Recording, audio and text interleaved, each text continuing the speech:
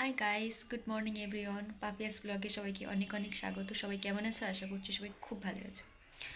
তো বহু বছর পর একটা বিয়ে বাড়ির নিমন্ত্রণ এসেছে। দুটো এসেছে অ্যাকচুয়ালি। যেটা আগে বিয়ের কথা ছিল তার একজন মারা যাওয়ার কারণে ডেটটা পিছিয়েছে। আবার গত পরশু একজন নিমন্ত্রণ করেছে বিয়ের। তো সেখানে যাব। সেও তো বহু বছর পরে, মানে এত বছর পরে একটা লকডাউনের ঠিক আগে আমার একটা বিয়েবাড়ির নিমন্ত্রণ ছিল।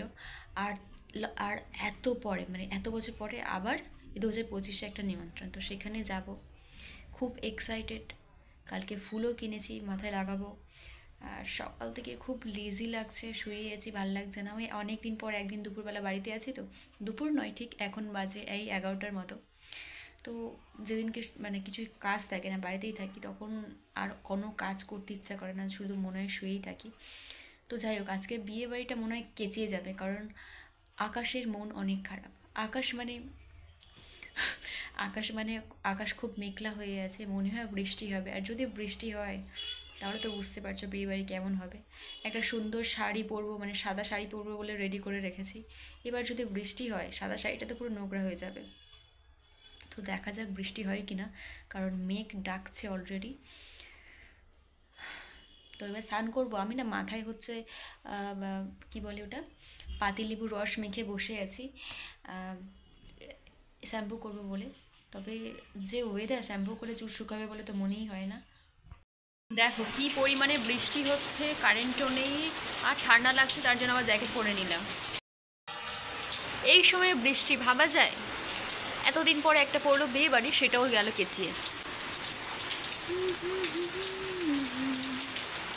জাস্ট বৃষ্টিটা কি পরিমাণে হচ্ছে দেখো গাইস।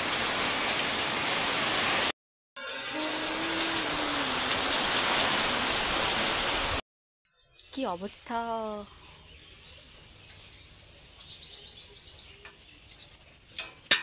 বৃষ্টি হওয়ার সাথে সাথে বিদ্যুৎ পড়েছে, তাই ট্রান্সফরমার বাস্ট হয়ে গেছে, যার জন্য কারেন্ট নেই দুপুর থেকে। আর সন্ধ্যাবেলা অনেক কষ্টে কারেন্ট এলো। সন্ধ্যা তখন নয়, তখন হচ্ছে 8:45 বাজে। আর এইটা আজকে আমি পরবো। এই যে শাড়ির পিন ধরে বসে আছি, চুলে ফুলটা লাগিয়ে নিয়েছি, এখন সেফটি পিন খুঁজে পাচ্ছি না। গাইস, এগুলো হচ্ছে আজকে আমার মেকআপ সামগ্রী। এগুলো দিয়েই আমি মেকআপ করব, দেখে নাও। তো আমি পুরোপুরি রেডি হয়ে গেছি, এখন বেরাবো। এখন বাজে 8:45 মতো। আর বিয়েটা ঠিক কোথায় হচ্ছে, বাড়িতে না ভবনে, সেটা জানা নেই, গেলে বুঝতে পারবো। এসেই বুঝলাম যে ভবনেই বিয়ে হচ্ছে, আর ভবনের বাইরে অনেকগুলো জুতো, কারণ যাতে রুমগুলো কাদায় নষ্ট না হয়ে যায় তার জন্য। ভেতরে ঢোকার পর বৌদি বললো যে সব কিছু অ্যারেঞ্জমেন্ট কিন্তু বাড়িতেই হয়েছিল, বাট দুপুরবেলা যেহেতু প্রচণ্ড বৃষ্টি হয়েছে, সব প্যান্ডেলগুলো উপড়ে পড়ে গিয়েছে, তার জন্য সাথে সাথে ভবনটা, মানে কয়েক ঘন্টার মধ্যেই ভবনটা রেডি করা হয়েছে। আমি তো শুনে অবাক। বৌদি ভাইয়ের সাথে কিছুক্ষণ কথা বলার পর তারপর এলাম খাবারের স্টলে। প্রথমে খেলাম কফি, তারপর খেলাম বেবিকর্ন পকোড়া, যেটা খুবই সুন্দর ছিল। আর তারপরে খেলাম ফুচকা, তারপর চিকেন পকোড়া। এরা মনে হয় অনেকদিন খেতে পায়নি সিরিয়াসলি। তারপরে এলাম মেন আইটেমে। এখন রাত 11:30 মতো বাজে। আমার তো বেশি রাত করে খাওয়ার অভ্যেস নেই, তাই খেতে ইচ্ছে করছিল না।